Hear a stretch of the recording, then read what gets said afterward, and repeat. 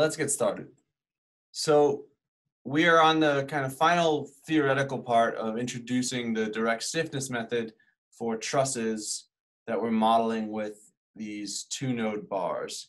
And this last part involves this assembly portion of the work, where we're going to go back, and if you recall, we first kind of idealized this structure, noted how many degrees of freedom the structure had. So this is a planar truss, so each node could deform in the x and y direction, so each node has 2 degrees of freedom. Therefore, there can be forces in the x and y direction on each node. So we had a force vector that in this case, we had 3 nodes, so it had 3 times 2 is 6, 1 by 6 force vector, and then a displacement vector that's 1 by 6. And then those, just like linear springs are set up, the force is equal to some stiffness times the displacement. And our stiffness matrix, if we have a 1 by 6 and a 1 by 6, will be a 6 by 6 matrix. And that's, in a way, that's the whole problem, is let's just solve F equals KU for our structure.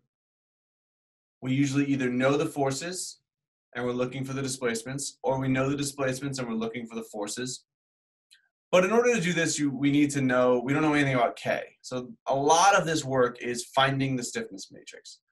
And this method is called the direct stiffness method, which means we are computing the stiffness matrix directly. We are going to go into each element, figure out what its stiffness is in local coordinates, transform that to global coordinates. And then today's lecture is going to be putting that individual element back into the structure and then putting its stiffness into the master stiffness matrix. Do that for every single element in our structure. In this case, it's only 3. And then we have all the entries in our stiffness matrix, our master stiffness matrix. And then we can finally solve F equals KU. So we've idealized the structure. We then broke it down, disassembling it from something that is a structure to something that is basically just components of a structure. I'm going to borrow this for what we're going to do today. And this process of breaking it down led to making an analogy to equivalent spring stiffnesses, so that we're used to this idea of like F equals KX for linear spring. And we're saying, well, in fact, we'll say that our spring is our element has an effective stiffness because it's not a spring, it's a continuous elastic material. So it's going to have some elastic modulus. It has a cross-sectional area that we're kind of ignoring and just treating it as a bar, but it has some cross-sectional area A and has some length. And so our spring stiffness is going to be this EA over L. And we can calculate that in local coordinates, such that we define a local coordinate system for each bar, where the x-axis in local coordinates, this x bar, runs along the long axis of the element. So in element 2 would be vertical, element 1 it's horizontal, and element 3 it's at some angle. We use the same types of linear algebra techniques for dealing with matrix transformations to transform these vectors into the global coordinates of the structure. We kind of learned a little bit about how these displacement vectors are going to transform differently than force vectors. One undergoes a covariant transformation, the other undergoes a contravariant transformation. Combining all these things together, we're able to calculate the global member stiffness matrix. So that means the stiffness matrix of a 2-node bar in global coordinates instead of in local coordinates. And this is the one we're going to use. Once we have this, then all we really need to do is basically calculate KE, which is this thing down here. And we can calculate KE by simply knowing the material and geometric properties of the element. So what's its modulus, what's its area, and what's its length.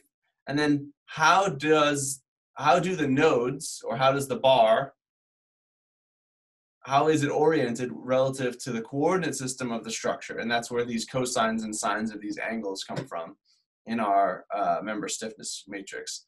The important thing is this is now in global coordinates. So we can go and we can go back to our truss and we can just put in some values and start calculating what the member stiffness matrix is in the coordinates of the structure for each individual element. And you can kind of start to see where this is leading, and this is going to take us to the last part of this method. And this last part involves assembling this structure. And the need for this assembly should be pretty clear at this point. We started out by saying we have 3 nodes, 2 degrees of freedom per node. We should have a 1/6 force vector, a 1/6 displacement vector, and a 6/6 stiffness matrix. And now here we're sitting, and you can look at the stiffness matrices of each element, and you notice that we don't have anything that looks like a 6/6 stiffness matrix. We have 4/4 matrices for each element. And so how do we put this thing all back together such that we end up with what we want, which is F equals KU, where we have a 1/6 is equal to a 6/6 times a 1/6. And that's what we're going to cover today.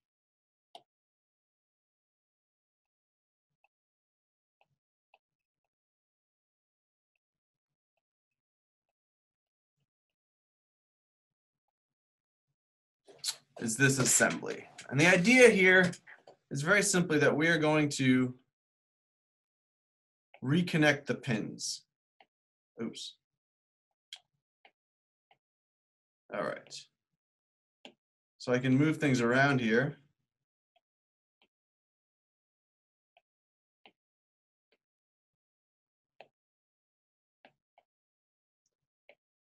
So we really, at this point, are here.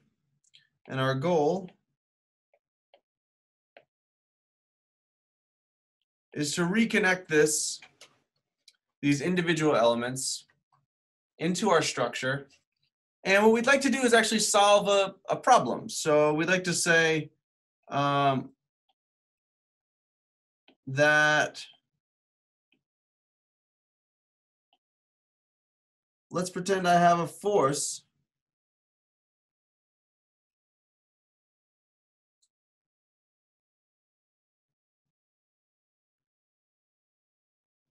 F3, I'm calling it the subscript 3 to denote that force vector is acting on the 3rd node.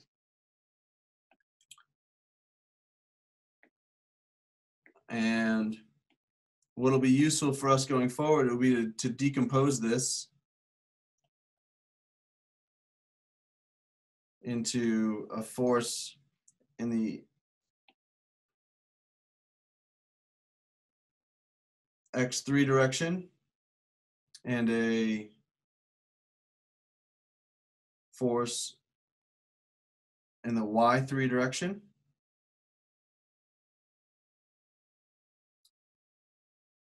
For the sake of this problem and having us something that we'll end up calculating towards the end, we'll give these things some actual values. We'll give them arbitrary values of, we'll say that, let's see here.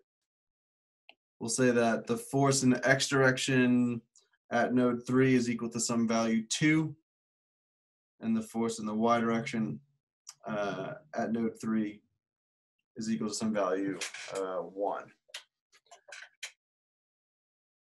So here's our goal. We're now going to reassemble these individual elements together that we looked at completely separate. There's really nothing about what we did above that horizontal line that indicates that this thing is a structure. Now we're going to assemble it into a structure, and we want to solve understanding, say, the forces and displacements of this structure as we exert some external force on it. Okay, and there's 2 rules for assembly.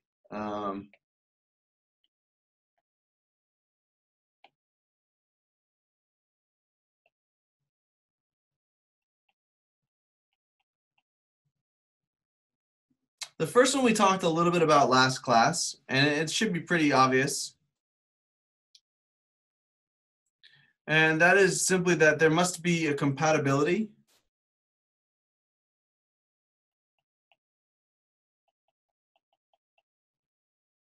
of displacements.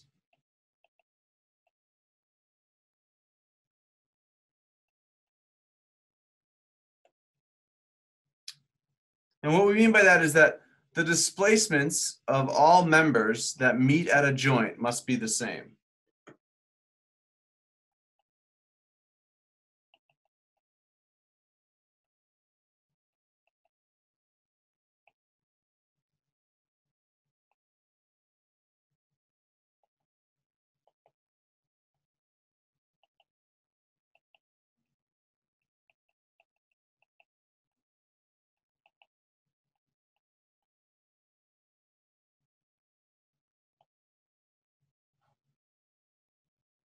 Let me just check something really quickly. Okay, I should have drawn that all in blue, huh?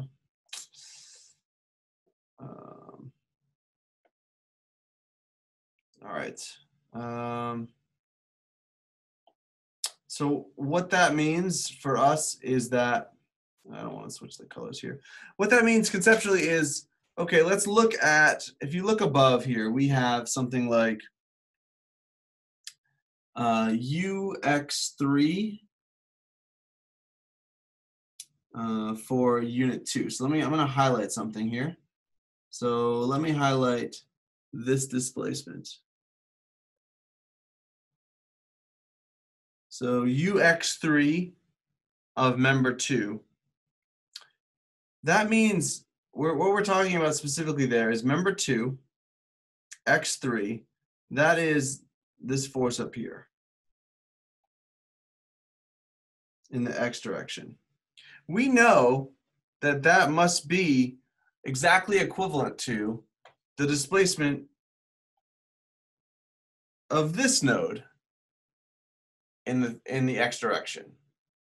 That node corresponds to UX3 of member 3. So that one would be over here.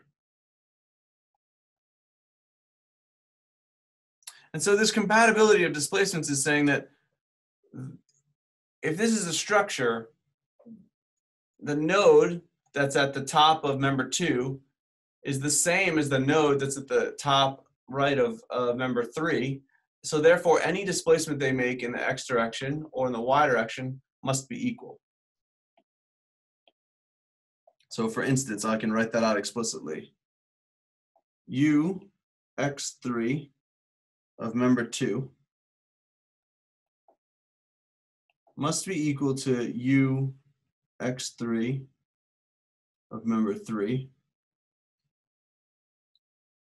And you can kind of do this for all the connection points. So again, therefore, UY3 of member 2 must be equal to UY3 of member 3, and so on and so forth for all of these. So that's the first rule. There must be some compatibility of these displacements. All right, I'm going to switch this. I had written this initially in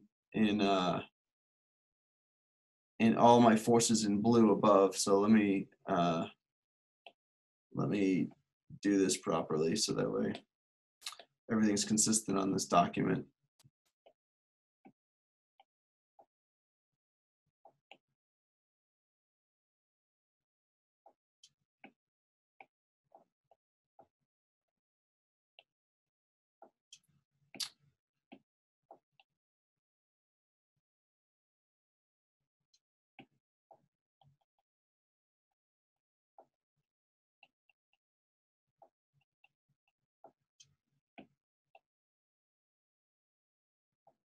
All right, so just for the sake of all of our forces being written in blue throughout the document and all of our displacements written in red.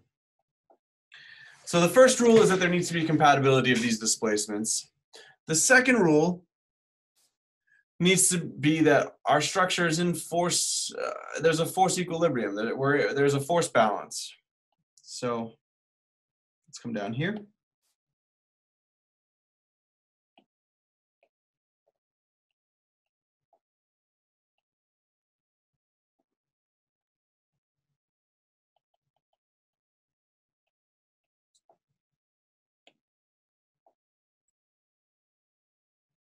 So of course this is familiar to us. All this is saying is that the sum of the internal forces exerted by all members that meet at a joint must balance the external forces applied at that joint. So I'm going to write that down as well.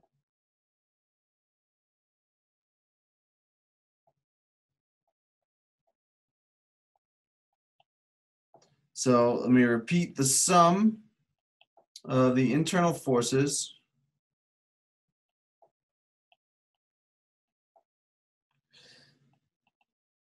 exerted by all members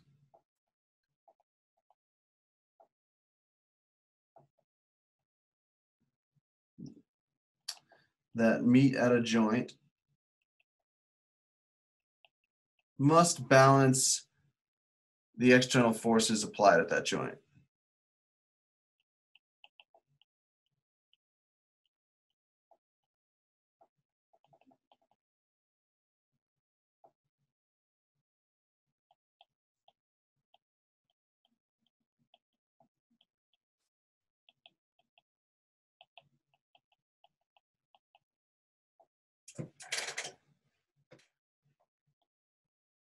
And this just requires us to remember a little bit about static force balances. So for, again, kind of taking node 3 as our example, we have some force vector acting on it, F3. And this thing is connecting two the members to it, at member 2 and member 3.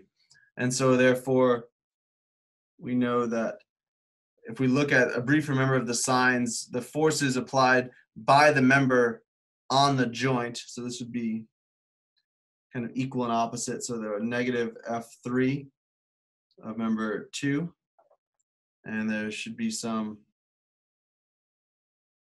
negative F3 of member 3. And so all we're saying here is that the forces exerted on this structure must balance the sum of the members that meet at this structure. So we could write this a couple different ways. We could say F3 must be equal to the sum of F3 2 plus F3 1.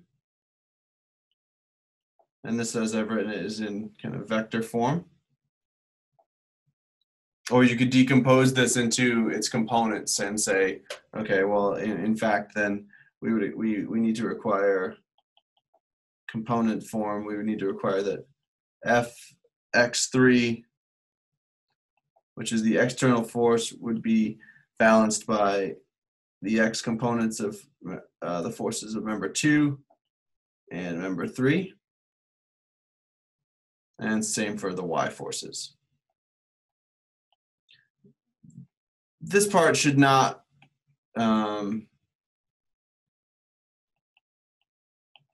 surprise you or be, oops.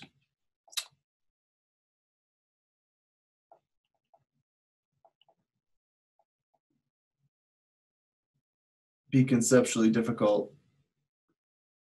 However, this next part I think kind of is, but it's actually a really subtle thing that in the end makes the computational calculation of this problem a lot simpler. It's something you would never do if you were solving a problem on pen and paper because it seems kind of silly. But it's really important for us to think about in terms of what's going on for computational implementation.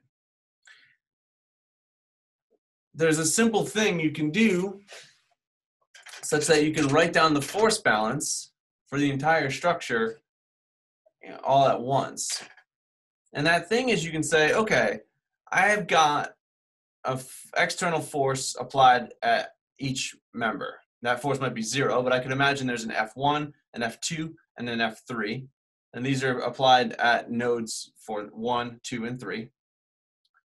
And we're requiring that there be a balance of those external forces, F1, F2, and F3. And those must be balanced by the forces of the members that meet at those joints. So for instance, we're saying for F3, the external force is balanced by the sum of F3 for member 2 and plus F3 for member 3. There's like a little trick we can do here that doesn't change the math, but makes it a lot easier to computationally solve these problems.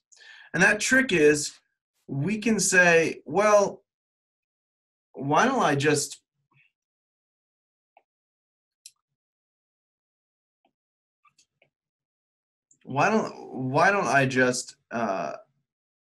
take our force equilibrium equation and write it as general as possible.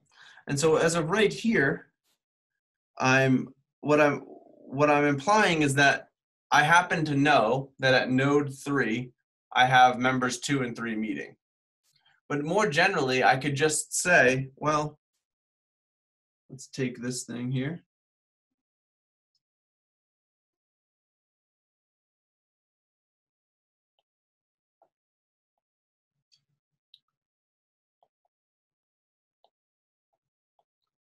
More generally, I could say, well, I could also add, there's only 3 members in total.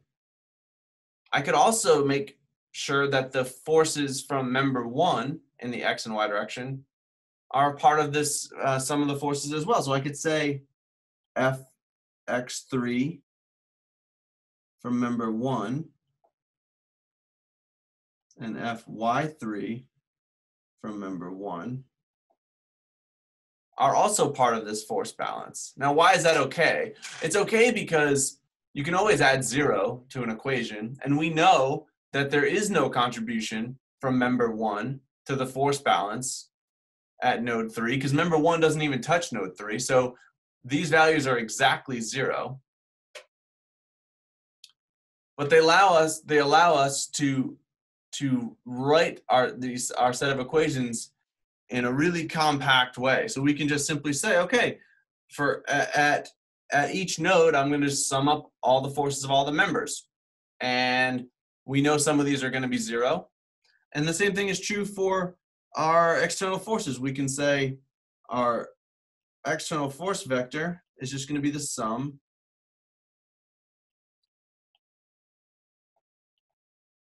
of all the external forces.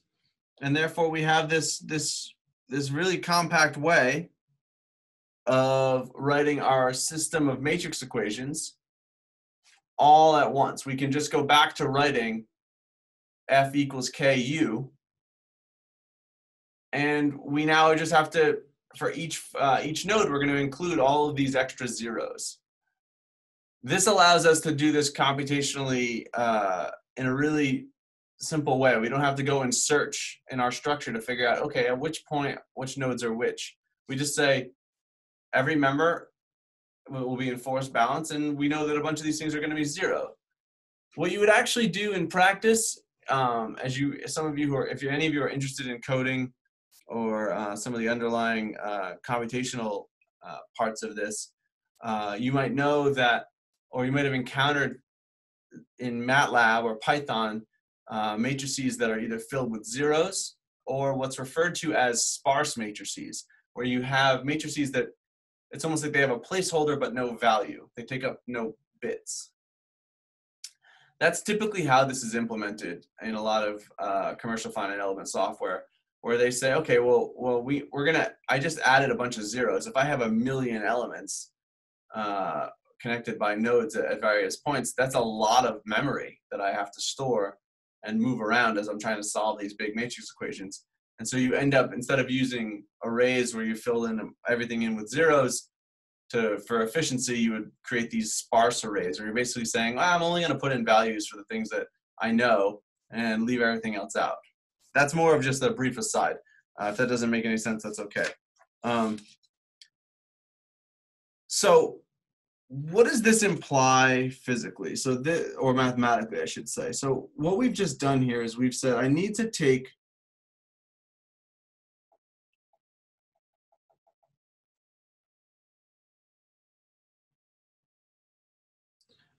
my force vectors and I need to augment them by adding some zeros in. Because the end result is to look up here and say, I have this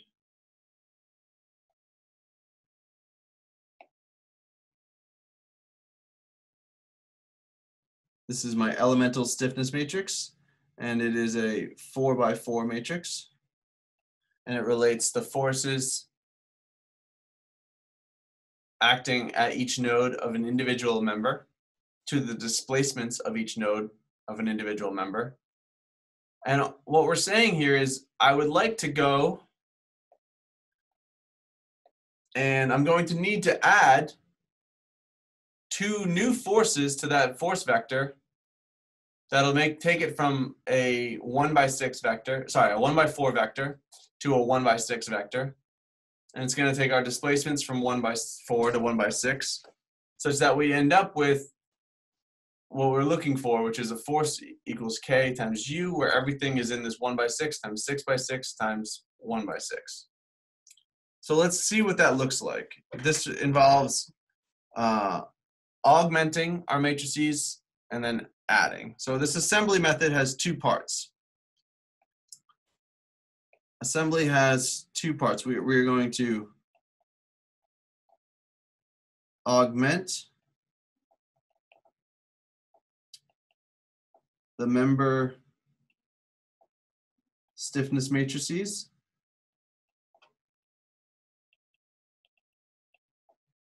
Those are the ones. Those are the ones up here. Oh, I have a laser pointer.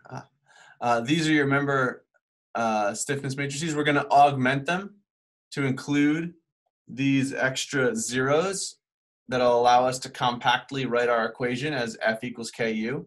So we need to look at member 1 and we need to add zeros to it. So, and then, sorry, let me come back to here. So our 2 steps are we're going to augment. And then the second step is we're going to add the matrices together. And that's this process of assembly. That's how we turn this into a structure. We augment each member stiffness matrix, we add them together. Okay, so how do we augment them? So we can, I'm going to take this thing here.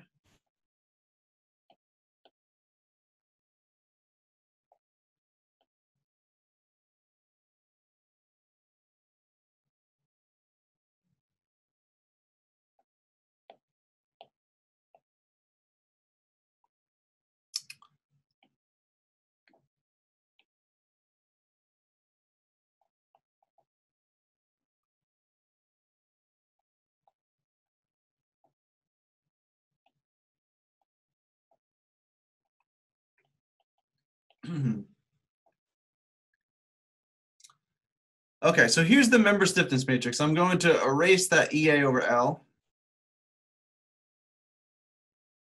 and say we already calculated that as 10. And to make our lives easier going forward, I'm going to actually multiply that 10 into our matrix. So that's going to change everything here. So this is going to become 10, negative 10, negative 10, 10, oh, sorry, 10, negative 10, 10, negative 10. So now I can erase the thing out front.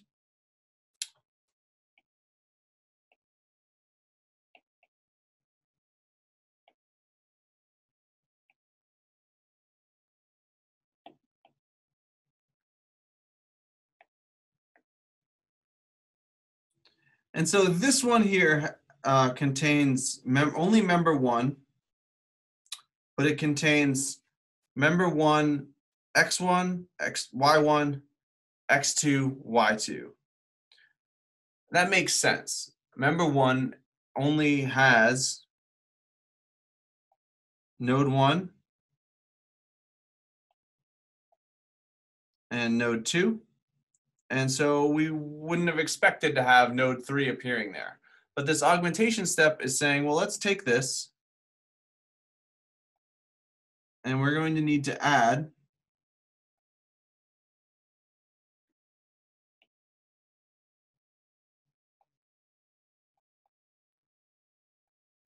the forces in the x3 direction and forces in the y3 direction. And same over here.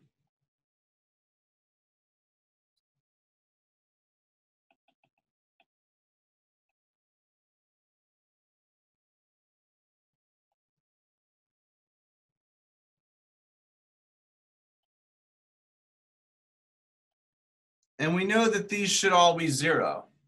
So the augmented matrix is going to look like this. We're going to have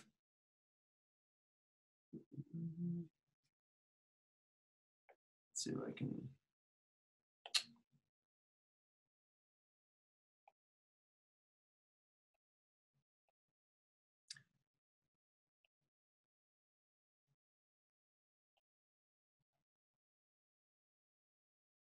We're going to now have a 1/6 force vector.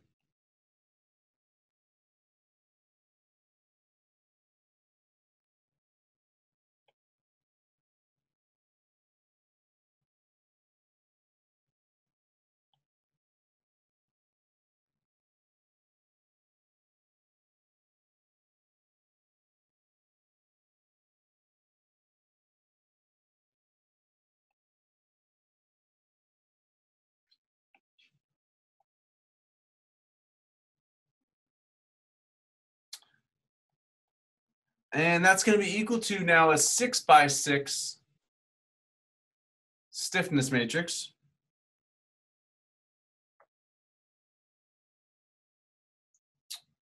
Times a 1/6 displacement vector.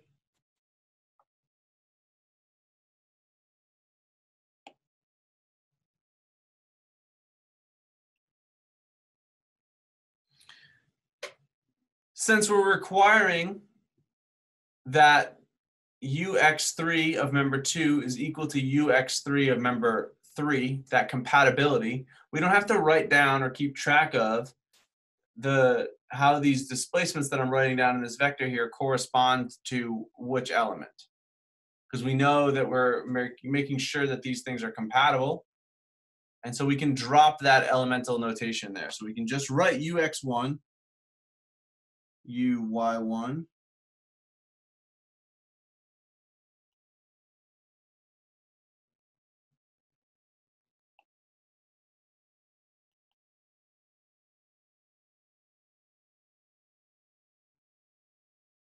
and then now we can address our augmented stiffness matrix. So the first part of this matrix is pretty simple, right?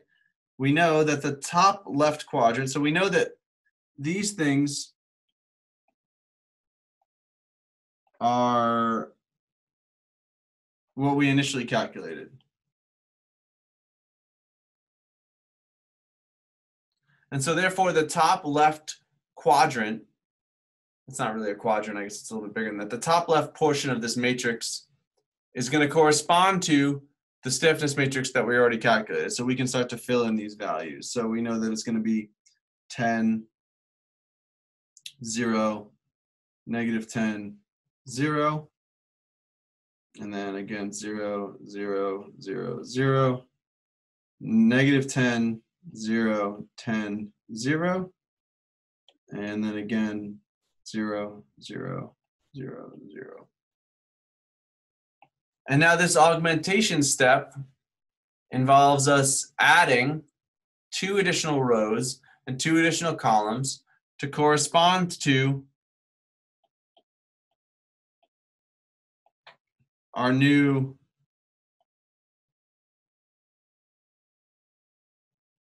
forces that were not apparent in the elemental stiffness matrix.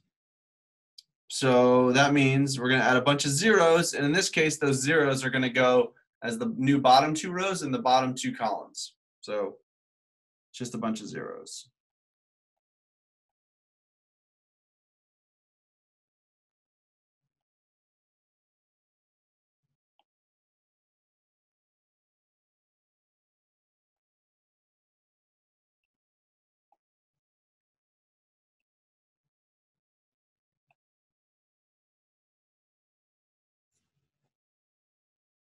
So now we have member 1.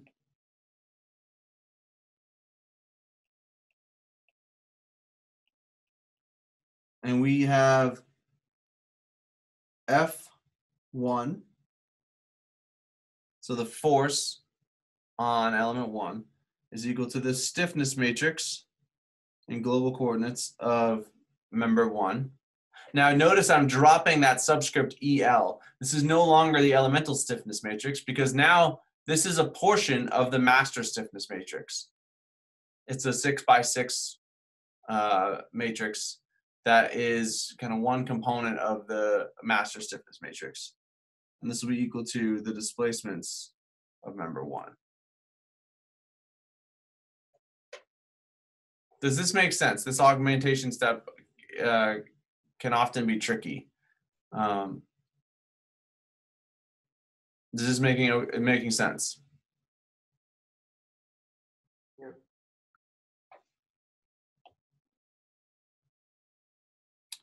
So we can do this for all of them. So we can kind of get some practice here. So we know that, again, we're going to take, let's see if I can, I'll just come back up here.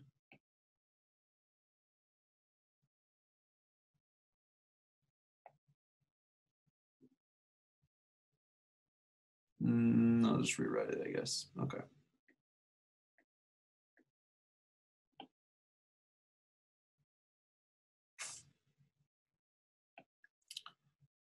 So we can write F. Now in this step here, what we're doing is we're augmenting for member 2. If you recall what member 2 has, member 2 contains nodes 2 and 3. And so we're going to need to add something to the top of that force vector because we're missing node 1. Same for the displacement vector. So we're going to be, instead where we had on element 1, we're adding everything to the bottom because we're adding a missing node 3. Now we're missing node 1, so we're going to add and augment these matrices by adding zeros to the top of this matrix, to the top of this vector, and then rows and columns of zeros to the stiffness matrix. Okay, so let's do that.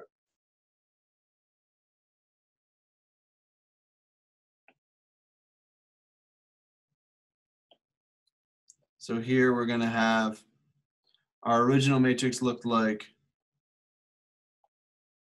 Fx2 of member 2, Fy2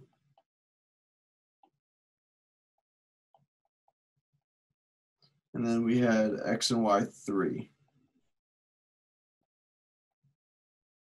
Again, I'm going to distribute the term outside of the matrix inside. So this becomes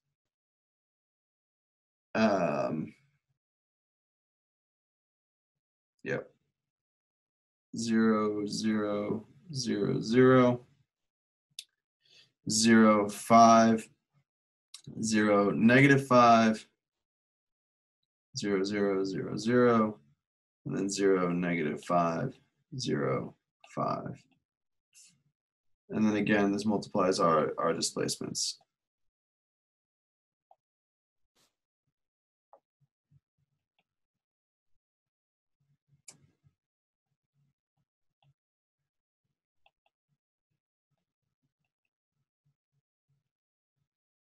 Such that our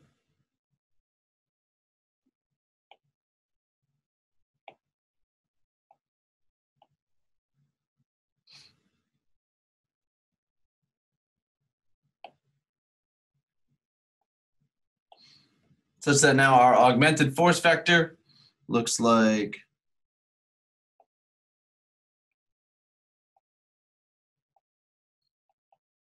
fx1 of member 2,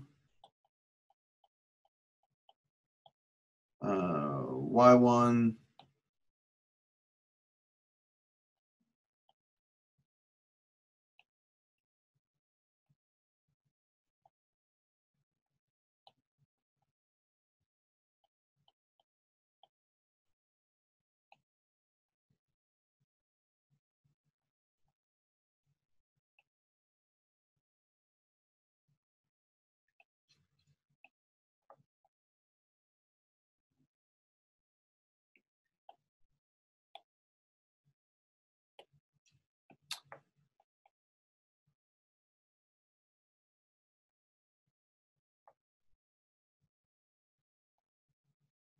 And now here our augmented terms go on top, and so we end up with 0, 0, 0, 0, 0, 0.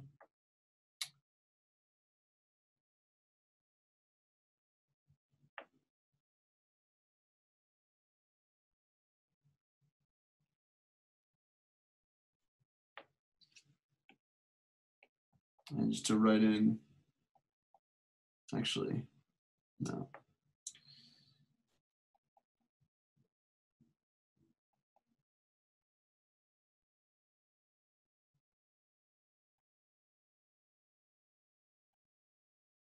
And then we can fill in our original matrix there. So we have another row of zeros.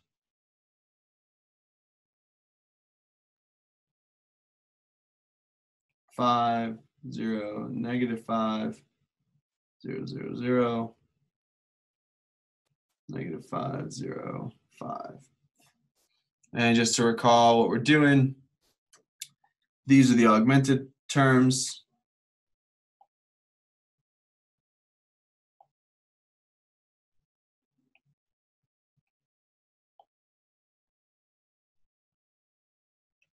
And these were our original ones that we had calculated.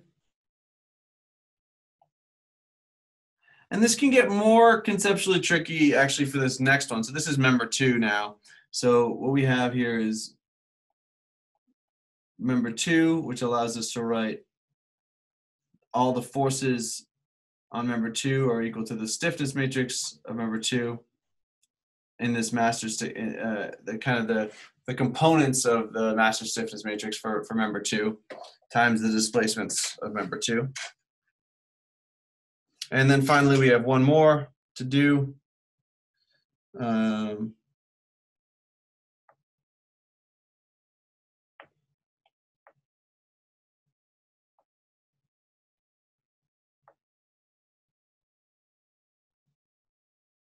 when I say this can become a little bit tricky is just to note, okay, so let's take our third one here. I'm going to copy this one. There we go. Let me go in and correct those subscripts. So this is now all relating to element 3.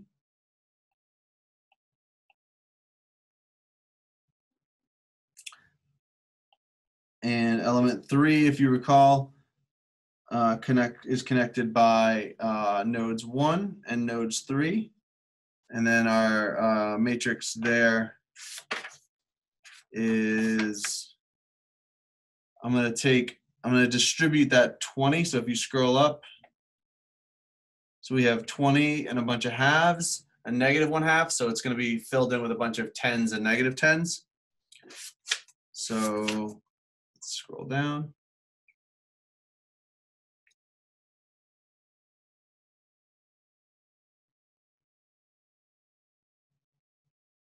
And this thing looks like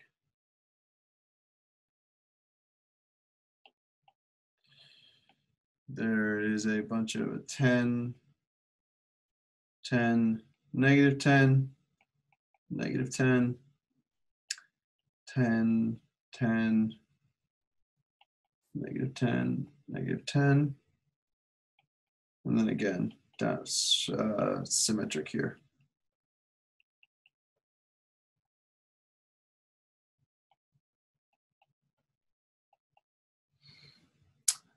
Okay, so augmenting this one becomes a little bit trickier, right? Because now what we're doing is we have node 1, we have node 3. We're missing node 2 because node 2 is not connected to element 3. But we're going to have to insert that into our augmented stiffness relations. And so what that means is we're going to go over here. So fx, or I guess I lost, I'm sorry, I lost the elemental notation. So this is all about element 3.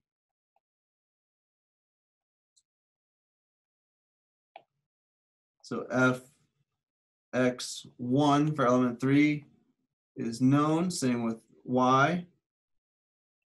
We're augmenting node 2 here.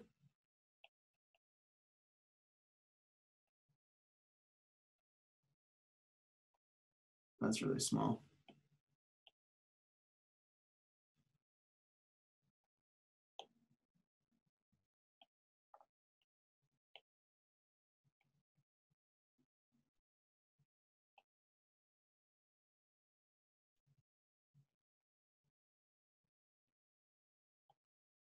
And then we already know node 3.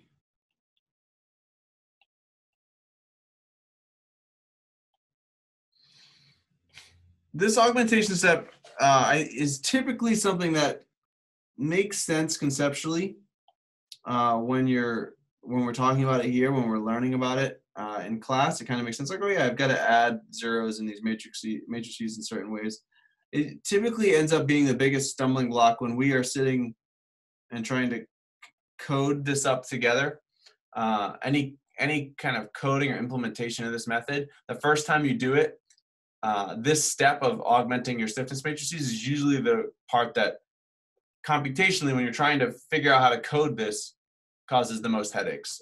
So I think the reason why I'm belaboring this point so much here is because this typically is the part that requires the most amount of time when you're doing the computational implementation of this. Okay, so what have we done? We already had knowledge of the first node and the third node. Same for our displacements. And we're augmenting what's happening in the middle here. So we're augmenting for node 2. So that means what we're doing is we're going to take our original matrix. So if you go over here,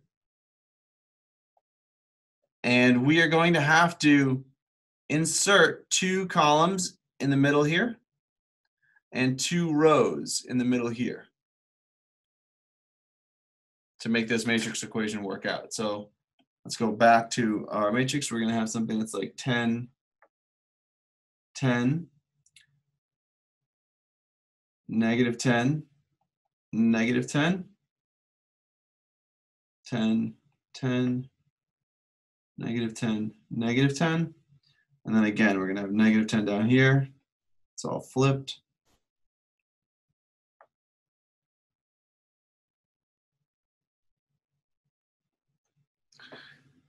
And now we're augmenting with zeros in the middle. So we're going to have a bunch of zeros here.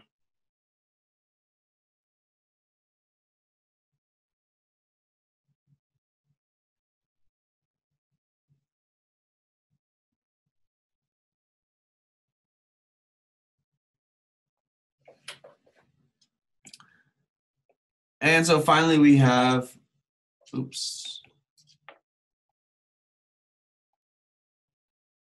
this equation F3 is equal to K3 U3.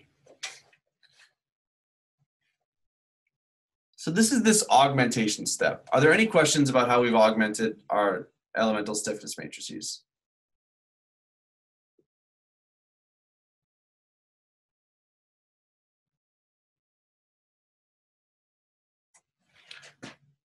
The purpose of this augmentation is for us to be able to write down the force equilibrium in as compact a way as possible. So what this allows us to do is it allows us to say, okay, well, my force vector, so let's come down here.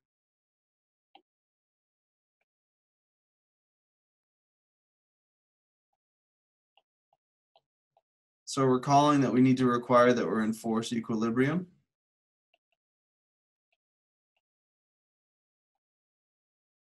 This allows us to say that our force vector, so the sum of the forces on every member,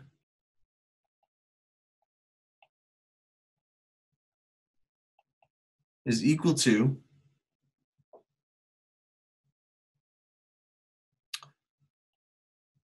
the sum of the stiffness matrices of every member times the displacement vector. And you'll notice, so I can write this out, I guess, in matrix form. This should be kind of, I guess this is technically a matrix. What you'll notice is that I left off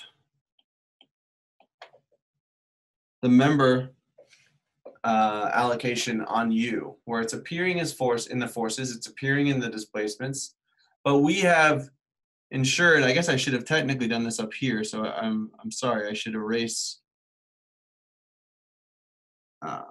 this notation. And the reason I can erase this notation, the reason I am erasing this notation is this is our way of ensuring compatibility of our displacements.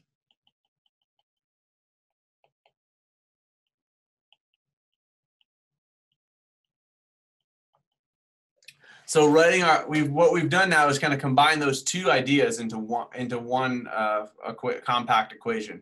We've said the sum of the forces is equal to the sum of the stiffness matrices times our displacement vector. Our displacement vector no longer has any specific connection to a particular member.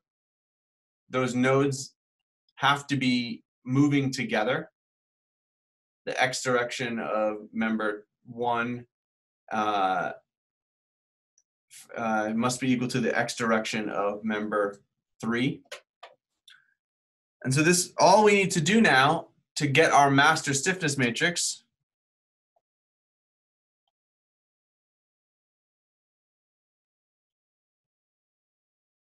is sum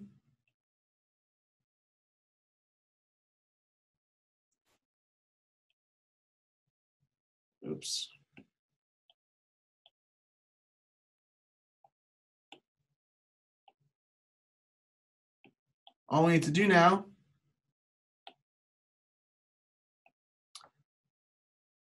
is sum over all the elements, EL I wrote up there.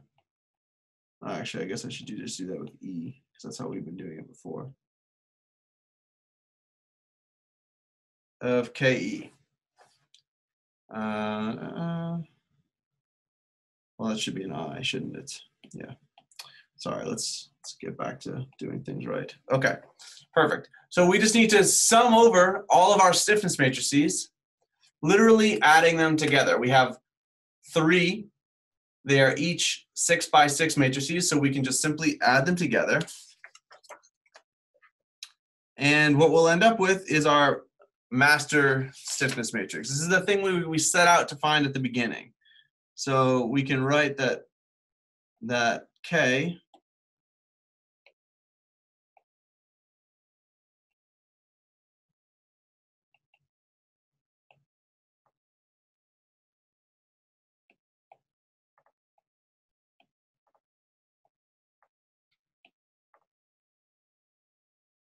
is our new 1 by 6 matrix.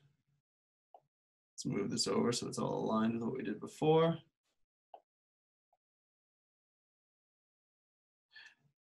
And it's just the sum of these 3 matrices. So you're going to have 10 plus 0, sorry. You're going to have 10 plus 0 plus 10 over here in this top left corner. So this will be 20. You'll have 0 plus 0 plus 10. So this next entry should be 10. I won't keep going, but I'll write it all out for you. 10, negative 10, 0, negative 10, negative 10. Going down, we have 10, 10, 0, 0, negative 10, negative 10.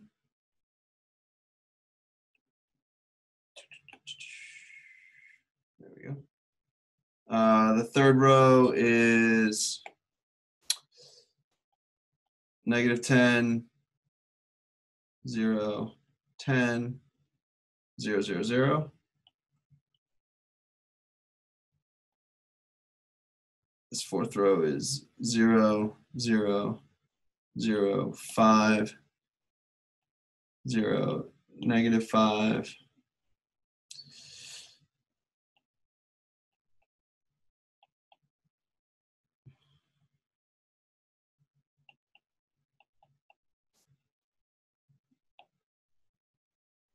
Then we have 0, 10, 10, negative 5, 10, 15.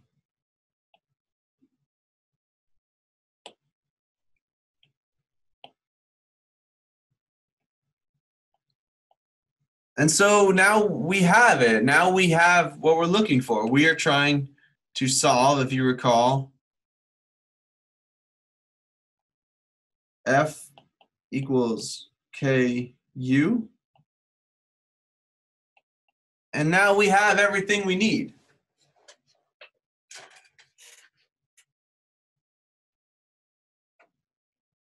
If you, for instance, insert our known force values, which we've applied at node 3. So that would be kind of inserting values into here, and try to solve this equation computationally, so solving 6 simultaneous equations for the displacements and forces. Your computer will yell at you. This solution will explode, and you'll be stuck. And so what happens? Mathematically, what happened, you can think back to your linear algebra days, and you can say, oh, okay, well, let's do some linear algebra thinking. So as I've set this up right now, so K has an order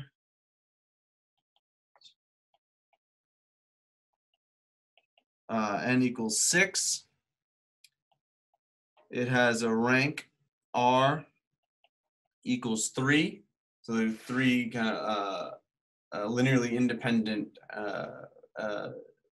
matrices forming this overall stiffness matrix. So from those order and rank, you can calculate the ranked efficiency of this matrix.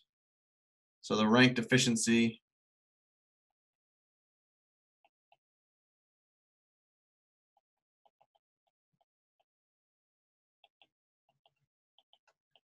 is given by lowercase d, which is equal to n minus r, which is equal to 3. This is what's referred to in linear algebra as the dimension of the null space. This is of D3. What does this mean physically for us? Physically, what this means for us is we have not removed 3 independent rigid body rotate motions.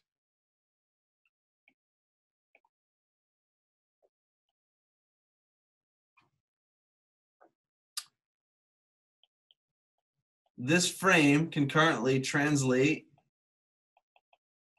in X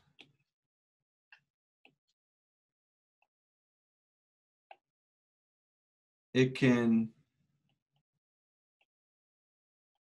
translate in Y, and it can rotate about Z.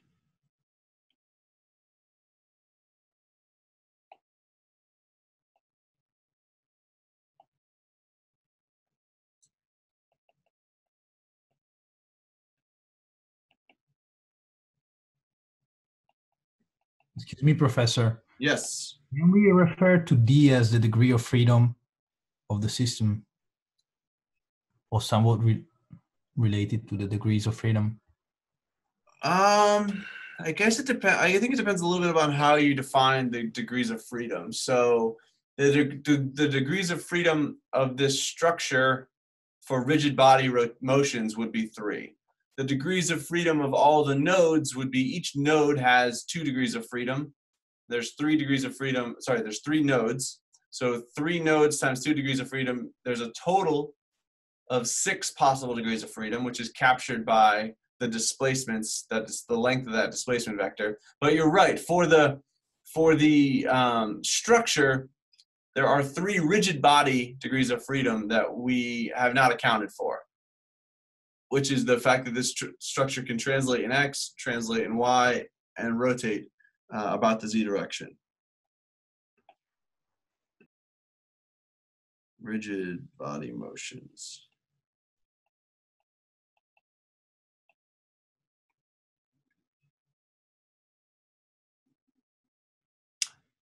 In the computational mechanics lingo, so this is kind of the linear algebra way of thinking about this. If you're trying to solve this equation in linear algebra or computational mechanics, you would hear that in solving this, the master stiffness matrix is singular.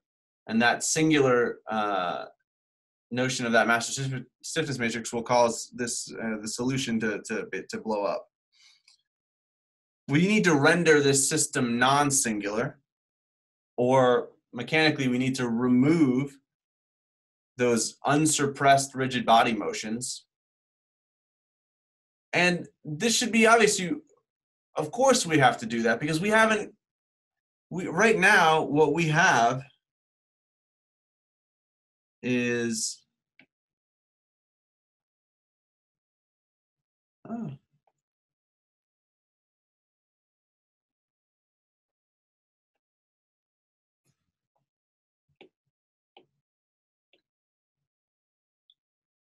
that didn't work. Let's try that again.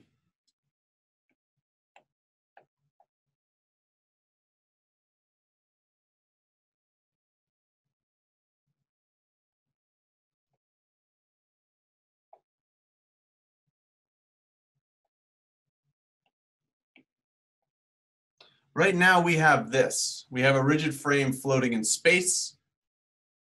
And in order to solve this problem, we need to mathematically implement those boundary conditions. So what are those boundary conditions?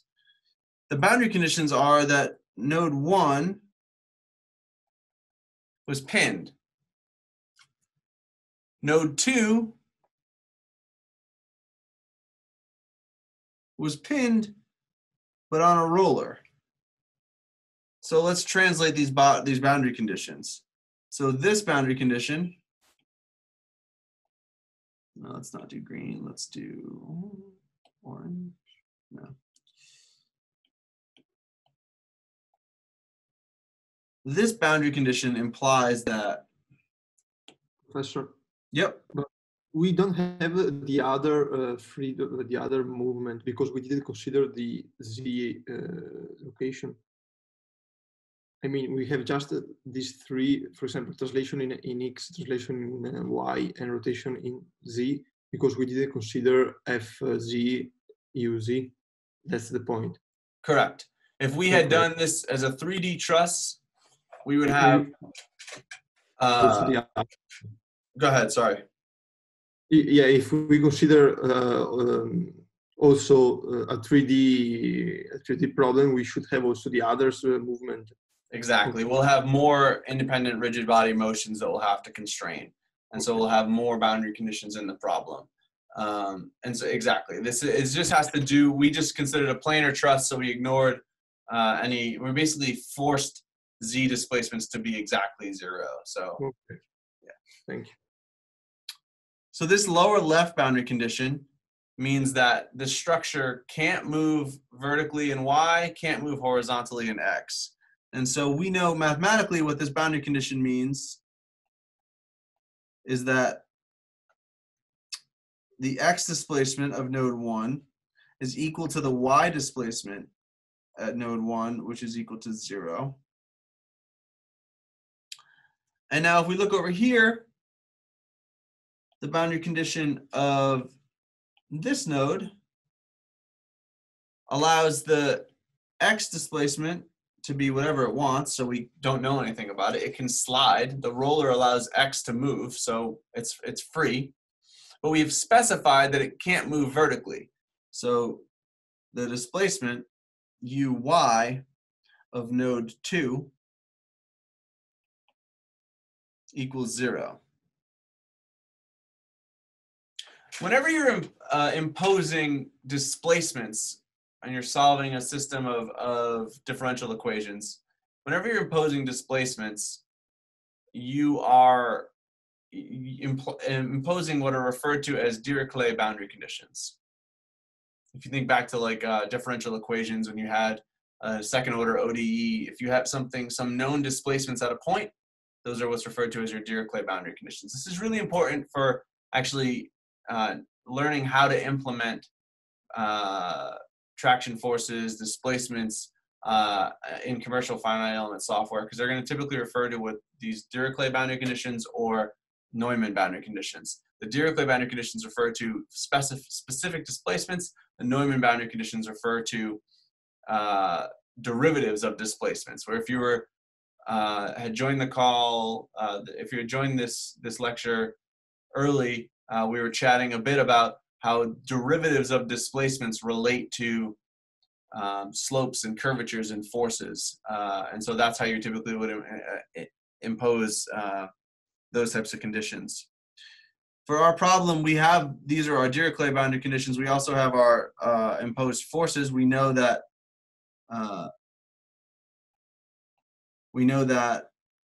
the force at x2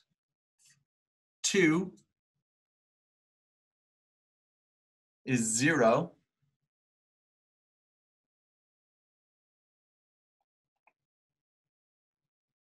We know that because it's free to roll there. There's no reaction force. There can't be a reaction force in the x at node 2 in the x direction. It's free to roll. So there's no force applied there. There can be no reaction force there.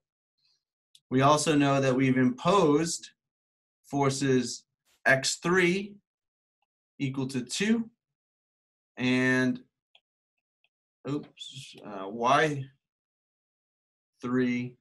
equal to 1. So what does this mean in solving our equation? What this means is let me just go up here and grab, for instance, this thing. So let me recall, we're trying to solve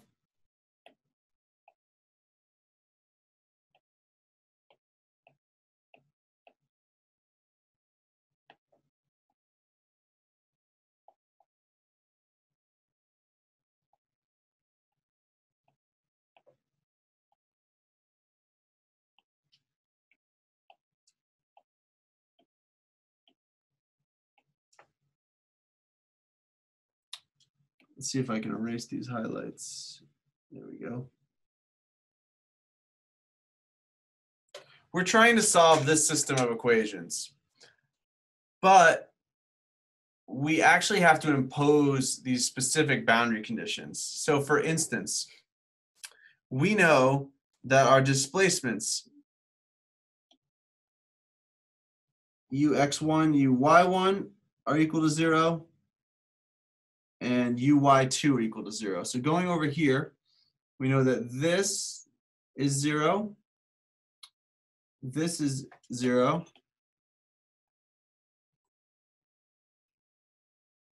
and this is 0.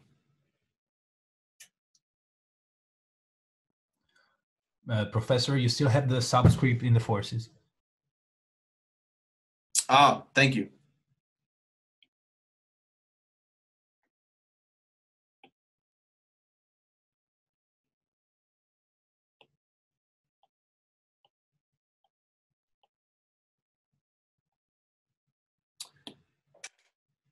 So how do we handle the fact that we have these known conditions here? Your first instinct might be to say, oh, I'll just put in 0 there. And that's sort of true. But what we're actually going to be doing is by putting in 0 there, we're effectively going to be removing rows and columns from our stiffness matrix and the corresponding forces there. We're basically saying that all of row 1 and row 2, sorry, in column 1 must go away to correspond to the ux1 being equal to 0. And this thing must go away.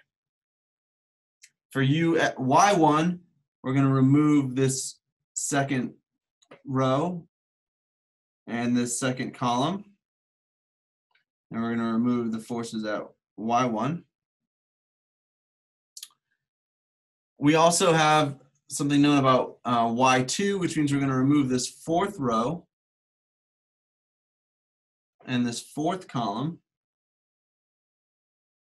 We're removing it because we're specifying them to be equal to 0. They're not free. They're not part of the free degrees of freedom that we'll be solving for. And correspondingly, we're going to remove this thing. And so we're removing these equations that are associated with 0's joint displacements from the master system. We're removing equations 1, 2, and 4, which is effectively the same as deleting rows and columns 1, 2, and 4 from K and their elements from F and U, which brings us to the equation we actually are going to end up solving, which is we have fx2, fx3, fy3. Now we actually know these. These are what we're prescribing, right? These are what's left on the left-hand side of the equation are what we are prescribing. Okay. So we're saying we know that it's going to be 0, 2, and 1. And that's going to be equal to the remaining portion of our stiffness matrix, which is going to be 10, 0, 0, 0, 10, 10, 0, 10, 15.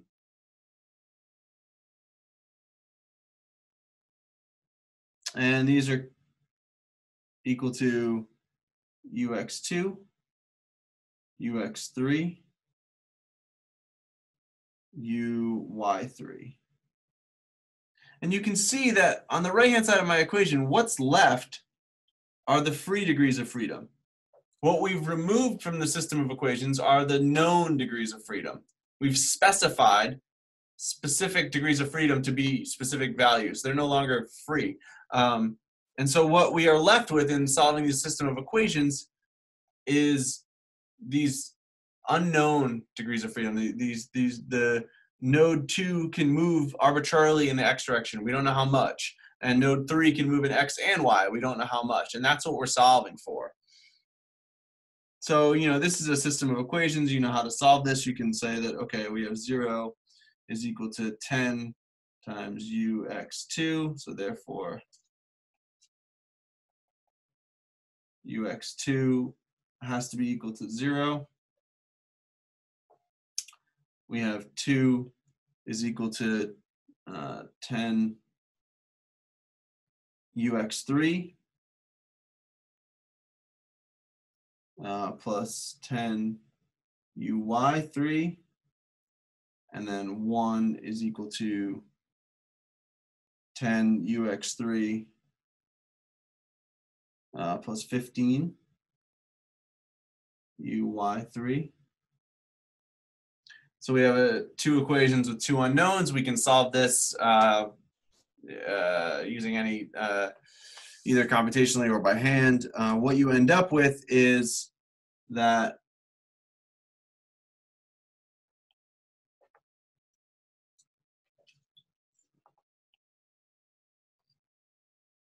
we end up solving and finding that this equals 0, 0.4, and negative 0.2.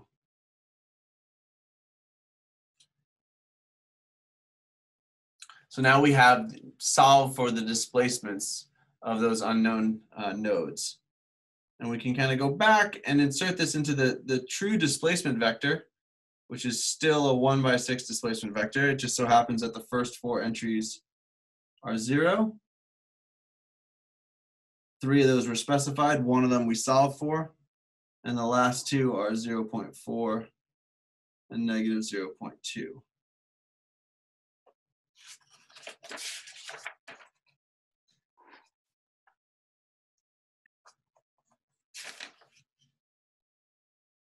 Professor, I didn't get why fx1 and fy1 and fy2 have to be 0. That's a great question. They don't.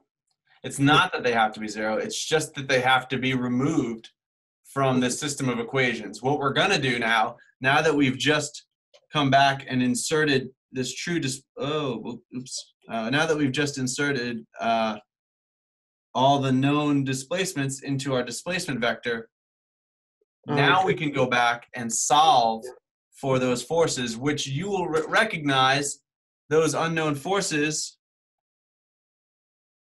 as the reaction forces. So Fx1, so these are our reaction forces.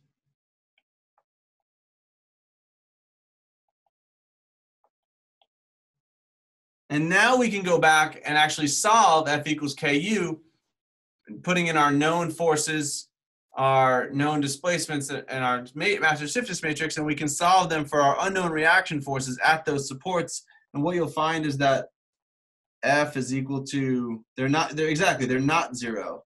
What you'll find is that you have -2, -2, 0, 1, 2, 1.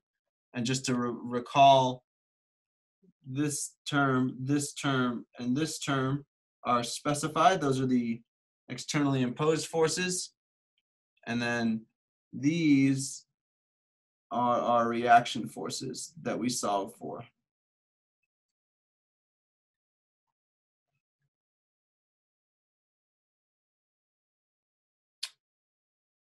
And often what we want, so this is great. Often what we want, as you know, being trained in mechanics, is we would like to be able to talk about the stresses in individual members. So we might want to do some kind of post-processing. So let me write that down actually.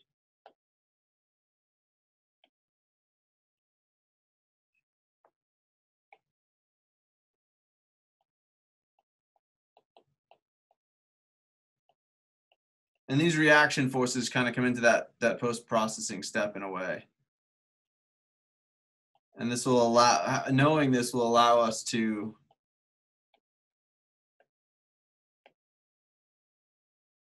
actually, I'm just going to delete that.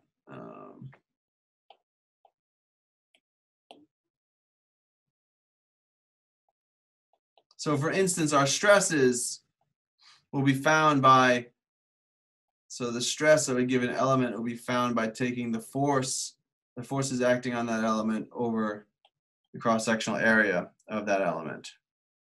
We can compute for strains, we can compute the elongation of each element. So we could call like D as the elongation of an element. And this will be equal to the element's displacement in the x direction of the J node minus the element's displacement of the x direction of the I node. Note that these are 2-node bars. The elements can't they only are going to have axial displacement, so we can ignore u, y, j, and u, y, I. So we're only interested in these axial displacements, and that allows us to calculate the force in the element is going to be equal to E A over L times the displacement. And equivalently, we can say, okay, well, I can calculate my strain. So for instance, I can calculate my XX strain to be equal to DE over LE. That would be the average strain in the member. And similarly, we know from Hooke's law that my average stress, so the XX stress, will be equal to the element's elastic modulus times the strain. And so we can kind of relate back up to here in terms of forces and areas to calculate our stresses. And we're done. And this is the end. This is the process.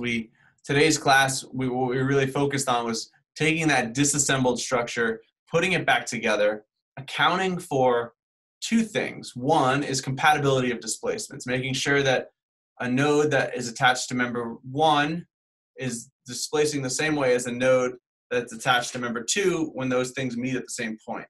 And the second thing is we required force equilibrium. The trickiest part of this is this idea that, well, why don't we just say that we have forces from member 2 and member 3 balancing external forces on node 3. And the trickiest part is saying, hey, we can also just add member 1 to that equation, and there's really nothing changes because we know it has to exert exactly 0 reaction force there because that's not connected. That's the trickiest part. It allows us to write these things compactly. It allows us to directly compute the stiffness matrix, but that requires us, by this conceptual thing of adding zeros to our force vectors, and forces us to augment the stiffness matrix for every element by adding zeros in the appropriate places. And once we've properly augmented everything, we're left with a really nice and simple force balance, where we just simply need to add up all of our stiffness matrices to get that global master stiffness matrix. At which point we think, hey, we're done, we can solve the problem. No, we have to do one last step, which is applying our boundary conditions, specifying what degrees of freedom are actually not free, are specified and known, and therefore need to be removed from solving the system of equations. And the important distinction here is it's not saying that the forces that correspond to those directions are 0. It's just saying that we are not looking for, those displacements are not part of this unknown that we're solving for in the system of equations. We remove them, solve for the unknown or free displacements, put them all back together, and solve for our unknown reaction forces that we had kind of removed from the initial system of equations. At that point, the problem is complete. We know all the forces, all the displacements, we can calculate all the stresses and all the strains. And so this is the simplest way to introduce the direct stiffness method. We are going to computationally implement this in our next class. Once we do that and have a feel for how that works, we can start looking at various different structures and playing with them the same way. Questions? Professor, it's not really clear to me the moment in which we substituted the reaction forces. I think we set them to 0. Is that correct? It's not. We didn't set them to 0. What we did is we said because these displacements are known and are fixed, they're not free. They are the displacements of ux1, uy1, and uy2 are prescribed by the way the structure is contained. Therefore, we will remove those equations from our global system of equations. Therefore, because this is specified, this is specified, and this is specified, we're going to remove the equations corresponding to x1, which is going to be this one, and this one, and this one. It's not saying anything about the force being 0 there. It's just saying we're going to remove the equations from what we're trying to solve. So we say we specified this, so we remove this, and this, and this. We specified this, so we're going to remove these, this one, and this one, and this one. And same for here. And now we're going to solve what's left. And the important thing is what we're solving for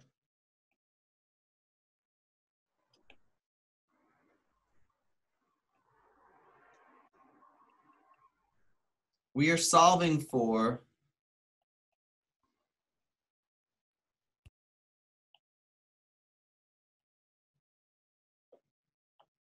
the free or unknown displacements.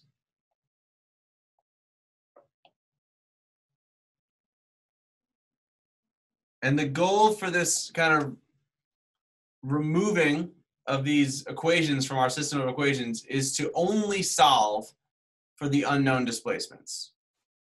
Once we have found the unknown displacements,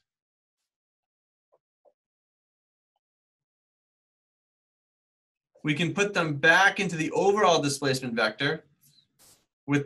So now this one includes, what does it include? This.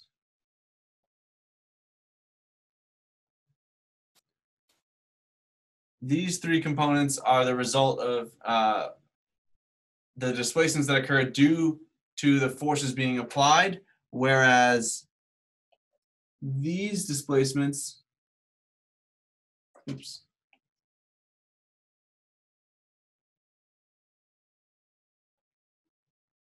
are prescribed by the structure.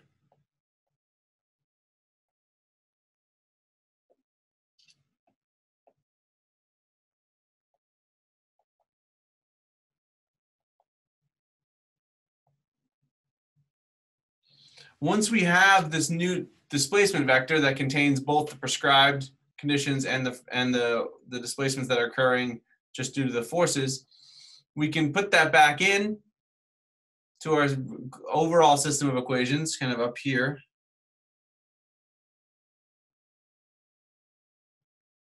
And we can solve for our unknown reaction forces.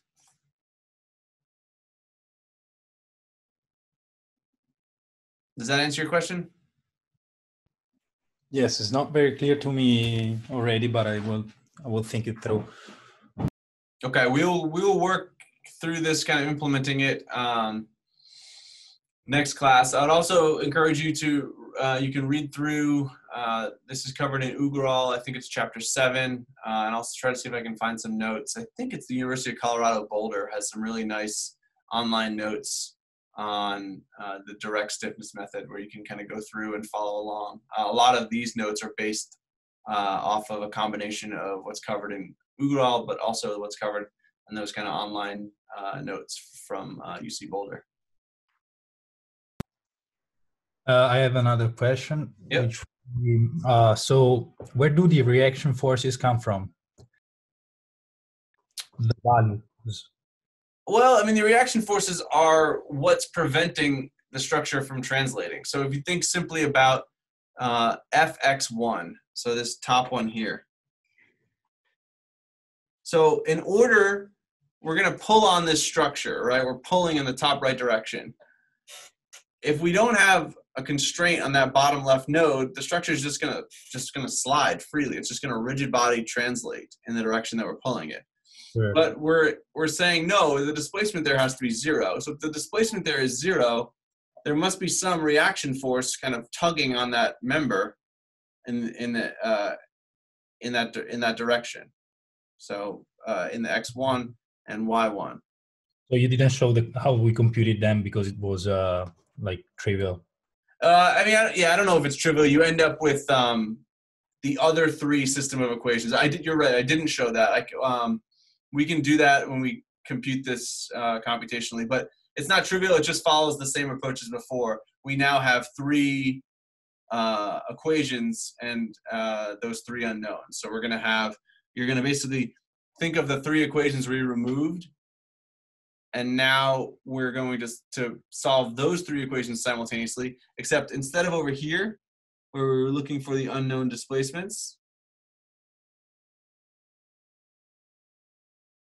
what we're going to be doing with the three equations we removed would be solving for the unknown forces. Okay, I got it. So it's going to be the same as what I wrote over there, three equations, three unknowns. You can solve them simultaneously. I didn't write it out, but you should go and check and see if you can solve them to get the same reaction forces. Otherwise, we'll implement this computationally and see how this spits out as well.